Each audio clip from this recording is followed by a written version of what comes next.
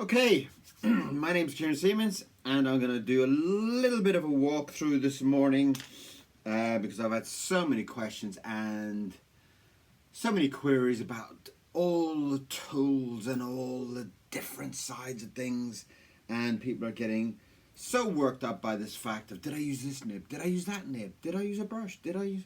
Right, so my whole philosophy of this thought of tools and the final line and the final artwork mostly comes down to one tool. One. Just one. You. You. You are the driving force to that piece of artwork. The driving force to what it will finally look like. Okay? Now, I can draw with this and I can draw with that, and you will get different outcomes from it. But generally it comes from how you draw, how you approach it, how you feel, what kind of energy you've got in your body. Now me, I'm kind of like a firework, you know. I kind of shoot off and I explode and do all my drawing and throw my ink. Wow. Like driving a fast car or driving a slow car. It's still a car. Okay? Now you can get in a car and you can put your foot down and drive 1,000,000 miles an hour. Or you can drive nice and slowly, plod around to the shops and pick up your packet of cheese or whatever you're getting. Right, so ink. I'm using, I think it's a bit of Winsor & Newton. Doesn't matter what ink, because there is different types of ink, and generally I find the consistency of the ink is mostly the Talon's ink, which is still Indian ink. I find it's a little bit thinner. There's lots of different brands of ink, hundreds of different brands. There's another brand of ink there, look. It's a German brand called, yeah, you can read it yourself. Now again, it's a very nice ink, a little bit more expensive for what I do, is I kind of use a lot of ink, so it's kind of like, it's got a very nice kind of consistency of it. It's not too runny, it's not too thick. But the Talon's ink is nice and thin, nice and runny, and it gives you a really lovely kind of wet feel. The Winsor & Newton is thicker. Okay, so it naturally kind of slows you down. The differences between the inks are basically that costs the same as that. So that's a 500 mil, 250 mil, and that's a liter. So, but the consistency of the Winsor & Newton, this one here, is it's slightly thicker. And generally I find that if I fill my jar, which usually lasts me a day, that much ink will last me a day. Okay, if I fill this and there's some left over for the next day, the atmosphere will thicken that ink out. Okay, it'll drain it of its moisture, or whatever amazing technical words you would like to come up with. What I do, and I'll never admit this to anybody, so I put water in it. If that ink starts to feel a little bit too heavy, too thick, it's going to slow me down. It's going to hold up the passion that's going on that paper. Now what I will do is that I will add a couple of little drops of ink, water. I will put a little bit of water in there just to get that consistency that will hold the passion, will hold that drawing together. And that's what I will do. So, a couple of tools you will get is that every single pen you will get is different. All the nibs are different. And you know, that's kind of like a spear shape, and that's kind of very, very straight and thin. And there's another one with a big fancy logo on it, and it's got little kind of flexies to it. Yes, they all help, and yes. But, you know, for example, this nib, if I want to do a very nice slow line, it looks fantastic. And it would be the same as if I used that same speed, that same pressure, the same ink with any other nib. Sorry about that splash. And if I use the same nib and I put a little bit more ink on the nib, which you shouldn't do, okay, I will go and it will naturally explode with that extra ink that I've put on it. Now that there's going to be less ink on that nib, I can go back and I can do a nice thin line. Okay, that's the same nib, and there's so many different textures. Now what you can also get is you can get a very thin start, and then you can kind of thicken it out, then you can go back to thin, and this is all about the pressure you're putting on that pen. Okay, different nib. This one, the spear like one, will do the same thing. It will give me a very slightly thicker line, but if I ease off on it, I can get it even thinner if I want to. You see, there's slightly different pressures there. And again, if I overload it, I will get a very big, messy, thick line. And that's the approach that I get. I kind of overload it with ink. I kind of, not in a technical way, but I am not sitting there with my nib and I'm not going dip, dip, dip. Okay, I've got enough ink up to my reservoir, blah, blah, blah, blah, blah. I'm going dab, dab, dab, dab, dab, right, ink, draw. So that's a very, very different approach. And that's just my style, my way. And, you know, I want everybody to find their way. And the best thing to do is to get a nib, get a pen, and explore them. Right, so if I wanted to use a brush pen, for example, this is just a generic brush pen, and I was to draw a very thin line. It's kind of like an older pen, so it's a little bit less kind of black, it's a little bit grey. But the approach is the same, that you're kind of doing a very thin line. And in the same way that I'm using the same brush pen, that I can actually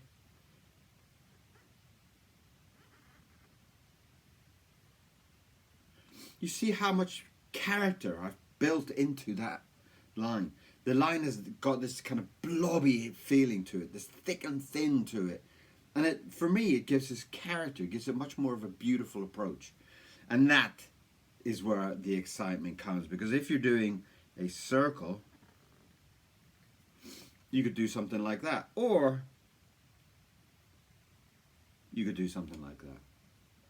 Now, it only really, I mean, if this was a new pen, obviously it would be slightly more black. So the approach of doing that line there, or that line there, or that line there, comes very, very, very similar.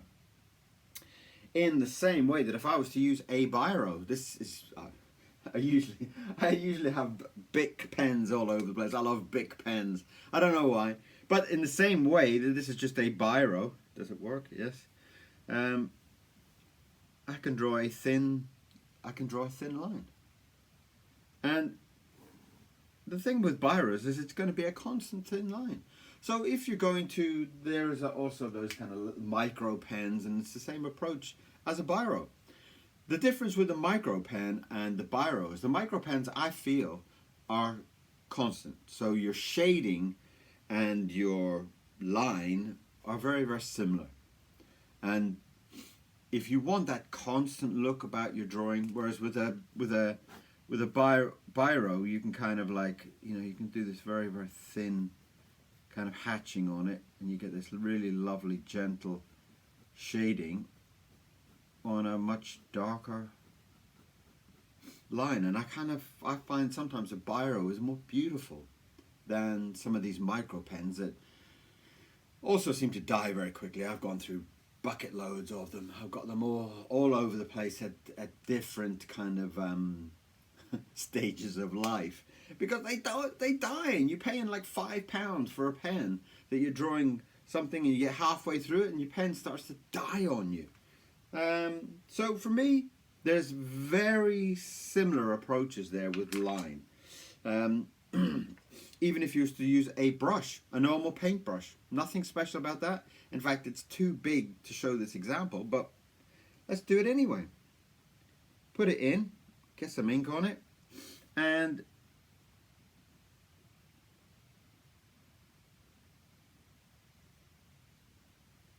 a very thin line. Let's try again, because I'm a little bit wobbly.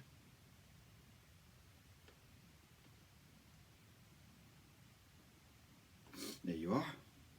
Again, it's a very, and again, I've seen a lot of people doing comics with a paintbrush, and it's beautiful. It's really beautiful. I've seen them drawing with those kind of micro pens. For me, it's kind of like a little bit lifeless. But same with a brush, you can kind of do the same as you can with a brush pen, as you can kind of control your line and give it texture, give it life.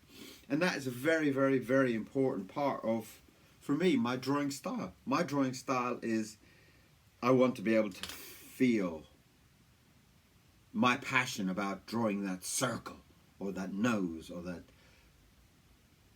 line. And I have a lot of different nibs. My whole table has got, look how many nibs and pens, and look, they're all different. And each one has got its limitations. I don't know what this one is. A different pen, again, a very spear-like, with a very large reservoir on it. Look at that big hole. That's a very large reservoir. And if I was to draw a line with it, very beautiful. There's a lot of ink on that. I just dipped it very deep. And that's a very clean, crisp line. Or I could drag my line. I could force my line. Do you see the difference? The difference is coming from here. The difference is not the tool, not the nib. And yes, I can get, you know, if I was to draw the same drawings with a biro or a micro pen, it might feel a little bit flat for me. But you might think it's beautiful. And that's another point of it, that there is no kind of like, if I was to buy this nib that cost me £1,000, or I bought one that's going to be £5, it will do the same thing. That line, if I drag some of the ink off and just clean the brush down, then I can get a very fine shading. You see these kind of shading lines? Most of the ink is coming from the line that I've already drawn. So there's kind of like, I could go on and hashtag it, hash shade it, like that. And it would be the same as if I used any of the other pens. If I used this brush pen also has a felt tip pen at the other end, so I could do the same line, and I could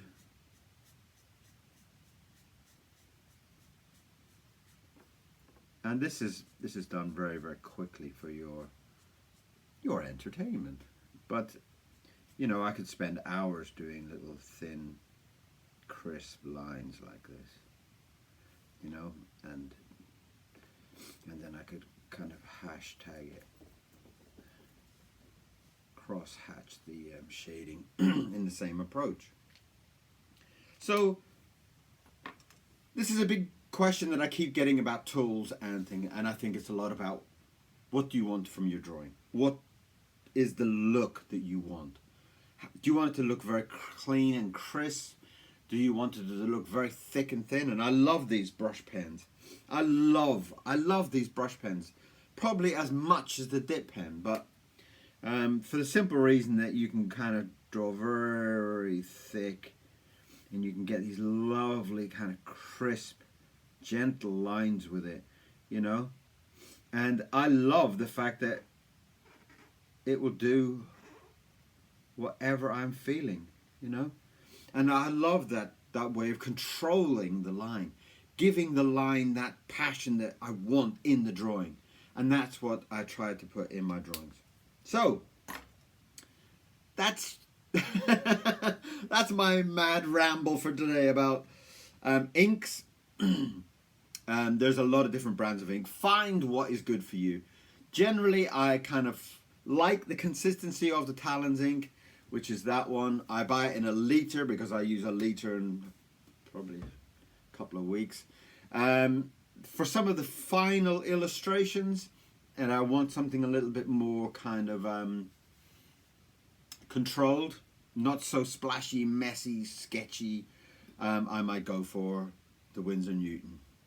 And that, again, there's a cost difference. that 250 and that 1 litre are pretty much on the same par of pricing. The German one is a little bit more expensive, but again, it was a very nice. I love to get different inks and try out different.